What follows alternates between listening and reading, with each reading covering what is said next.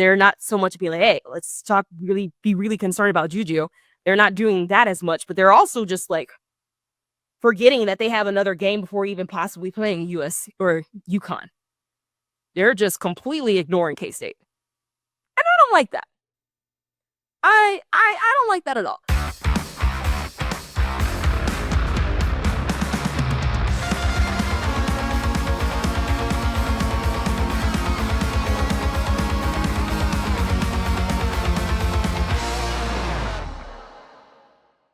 What's going on, everybody? Welcome back to another episode of Run It Back. I am your host, Jazsmin Halliburton, coming at you on KCSN. Appreciate you for tuning back in with me as y'all have been following me along on this grandiose journey for K-State women's basketball, who finds themselves in the Sweet 16 for the first time in 23 years. Since 2002, the last K-State Wildcat team to go to the Sweet 16. So we got to give it up. We got to love them for it. And now, the point of this episode, we're going to talk a little bit. We're going to talk some more ball, obviously, but now we're going to talk a little bit more about who they're going to be matching up with, right? They play none other than number 1 seed Southern California, right? Now, if you haven't heard or learned anything, very, very, very big, significant news out of Southern California as far as the best player in the country is out for the rest of their season. I'm talking about none other than JuJu Watkins. Star player. You turn on any ESPN channel, she's in maybe 2-3 commercials, right? You've seen her before. You have seen her before. There's a reason why she's on those commercials. Damn it, she's good. And only a sophomore at that. So she unfortunately tore her ACL in their round of 32 game against Mississippi State. 5 minutes into the game, she got fouled. It wasn't a hard foul or anything like that, despite what maybe other fans at the stadium want people to think. It wasn't a hard foul. It was just an unfortunate play. It was the basketball gods being unfair for the most part, right? And she tore ACL. She's not going to be able to play again for the remainder of USC season. That sucks. That really does. I'm not saying this is going to be good for K-State.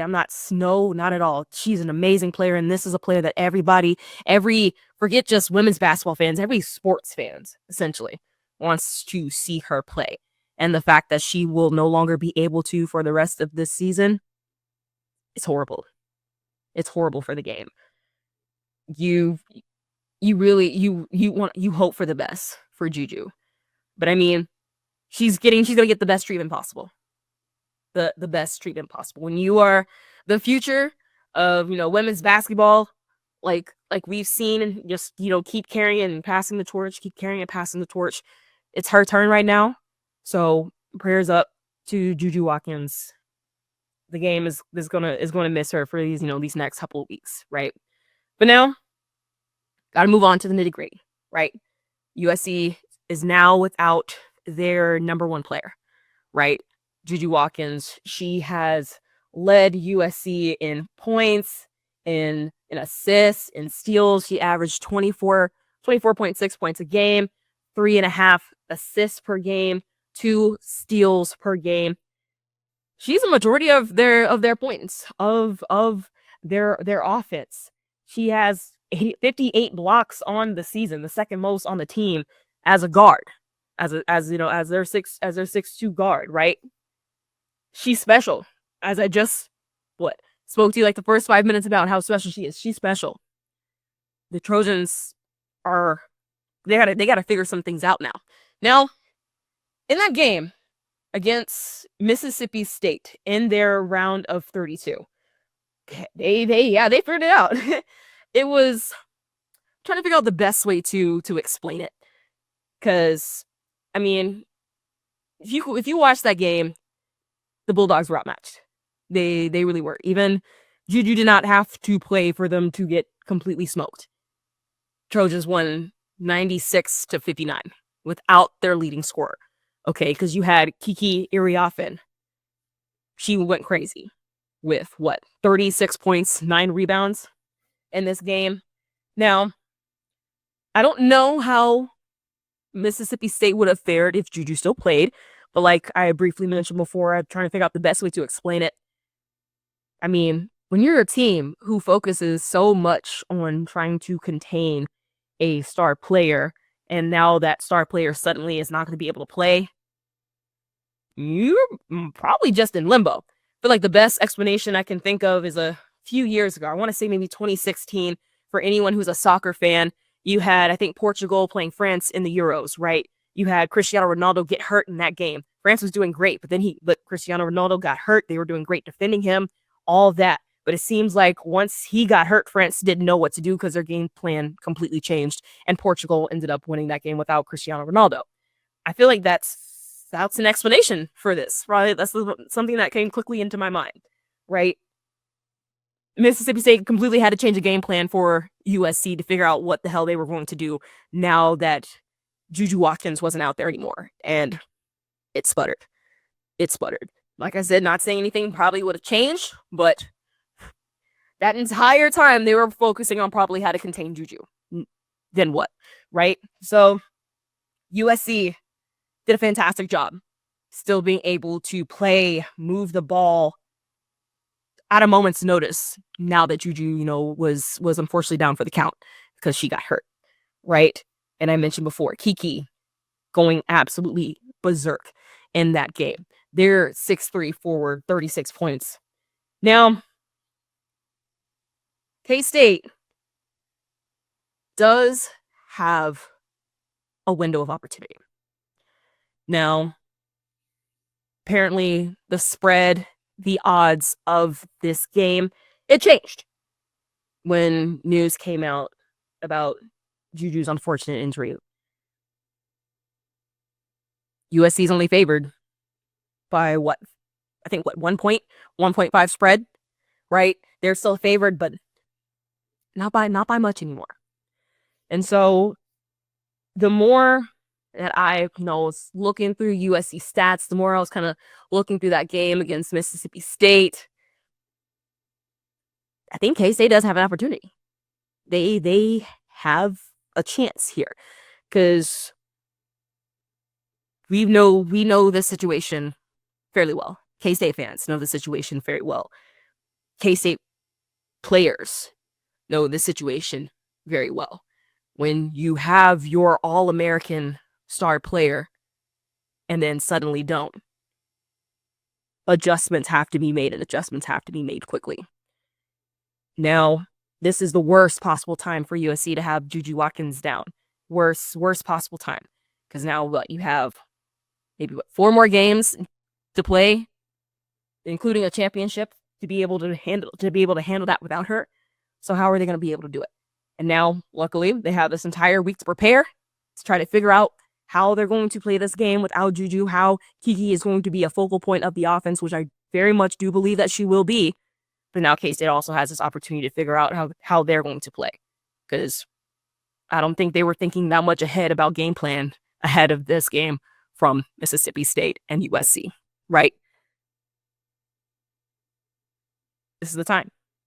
USC, in my opinion, the entire offense is now going to run through Kiki.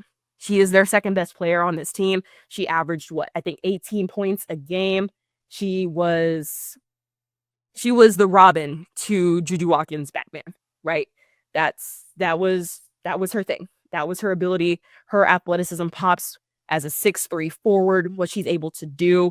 She has a quick first step. She moves very well. She's in the post. Now, she'll stretch the floor, but she's not a 3-point shooter. She doesn't take a whole lot of 3-point shots. I want to say she only took only 12 3-point attempts all season long. So this is going to be an individual that it's going to rely on Serena Sundell, Tamara Poindexter, and Jalen Glenn to guard to be able to match up in size. So like I mentioned, she's 6'3", right?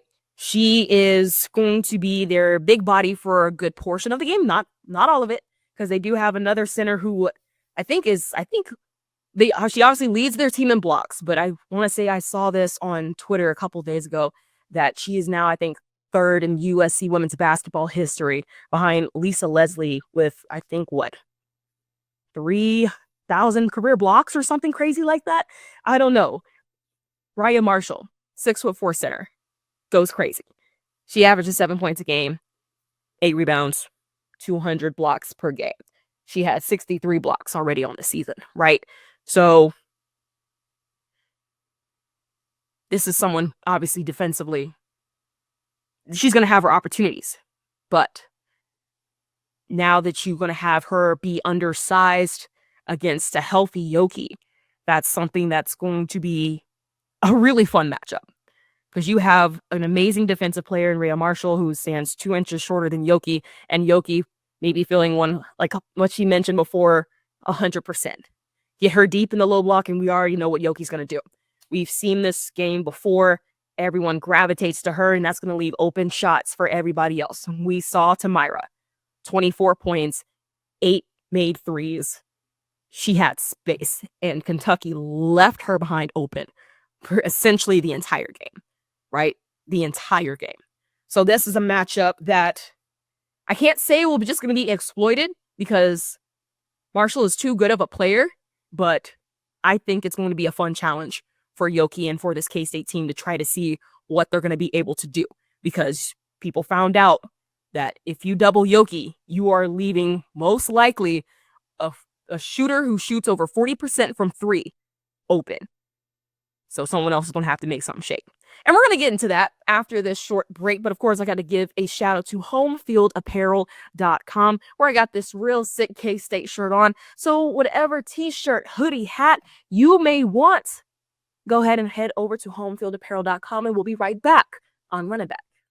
Looking for tickets for your next event? Tickets for Less is your #1 source. Save big on every purchase when you use promo code KCSN at ticketsforless.com.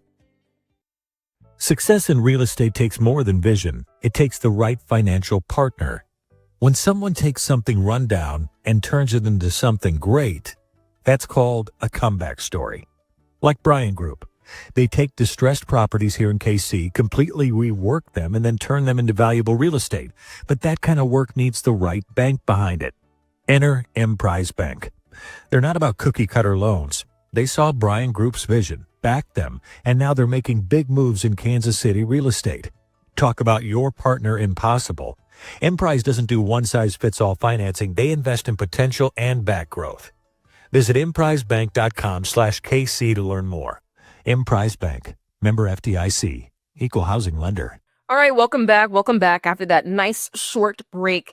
Diving in a little bit more about this matchup between USC and K-State in the Sweet 16. That will be in Spokane, Washington, with their game being on Saturday night prime time at 7 o'clock Central Time on ESPN. So at one point, probably in the second half, this will be the only standalone game of that night after a full day of basketball, right? So, mentioned before, no JuJu Watkins in this game for USC. Their offense is more than likely going to run through their second best player, which is Kiki Iriafen.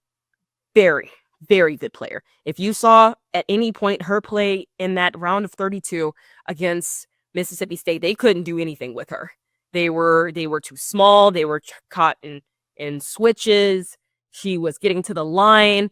It seemed like everybody was getting in the line of that game. They were really calling those fouls, but honestly, it's just because that Mississippi State couldn't guard her, couldn't guard really anyone.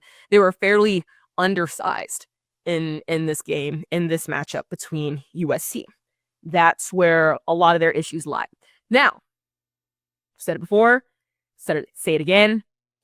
K-State's biggest advantage is the fact that they are one of the taller teams in the country, right? Got a lot of size, got a lot of length, and they're still able to move quickly, right? That's been K-State's advantage. So now that you're going to have Kiki probably have the offense run through her, it's going to be determined on Serena, Tamira, and Jalen to really be able to have solid 1v1 defense, right? because I do believe they're probably going to rely on switches. I mentioned about Rhea Marshall, their 6'4" center, having both Kiki and her on the floor together, being their two tallest players.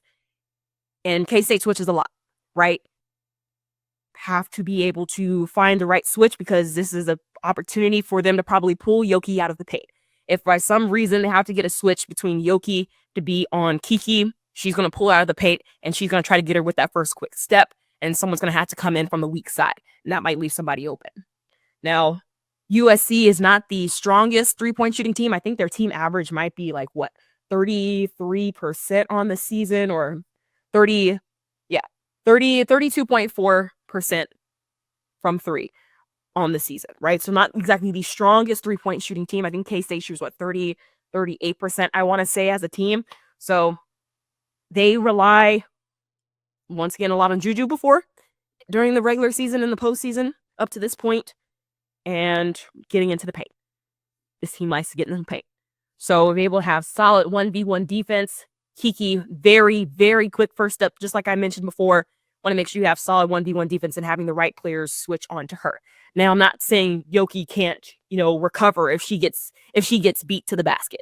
We've seen her be able to do that before, right? But you don't want this to be a consistent situation, because you don't want it to be like last time. God forbid we have the same freaking referees that we had in the round of 32 against Kentucky, because we all know how ridiculous they were.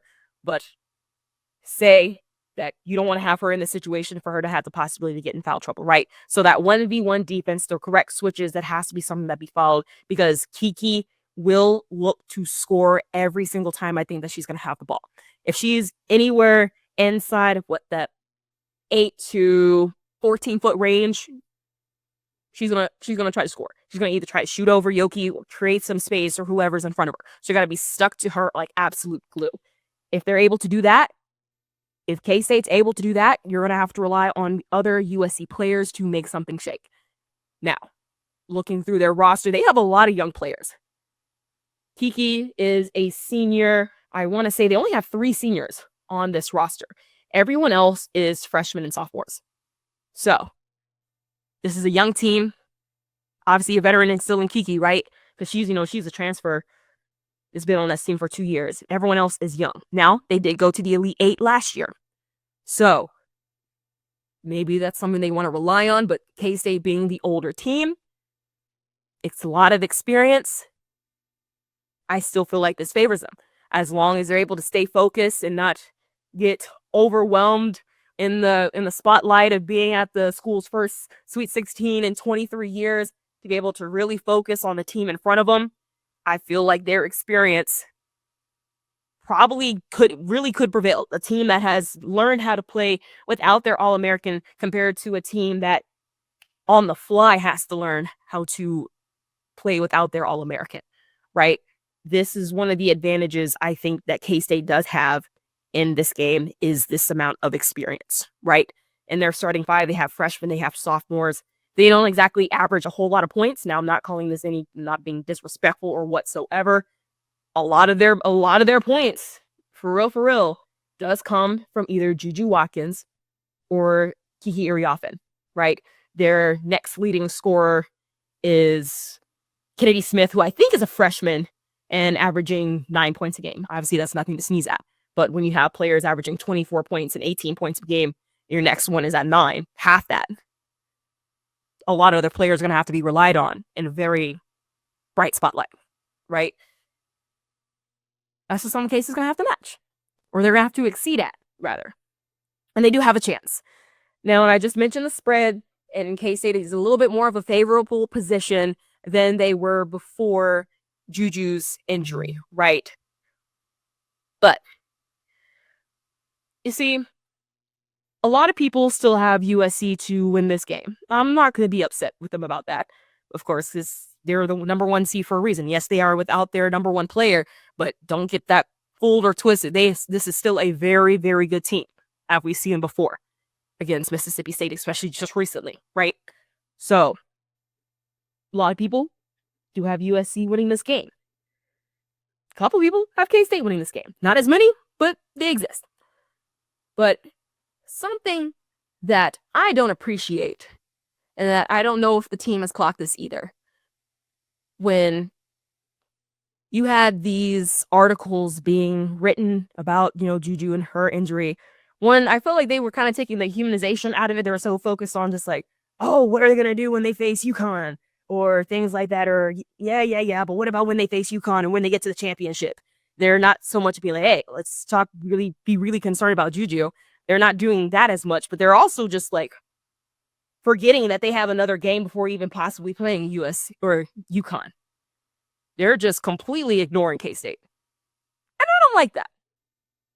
I don't like that at all. Because all these articles, especially at the end, I think of the main ESPN article, would be like, oh, they lost to UConn in the Elite Eight. Now they got to figure out how to beat UConn again in the, without JuJu Watkins. I'm like, okay, yeah, that's true, but maybe I'll get one more game to play. They have one more game to play. You're not just going to completely skip over this game and just have them go to the Elite Eight. Nah. Not without a fight. Not without K-State at least having something to say about it.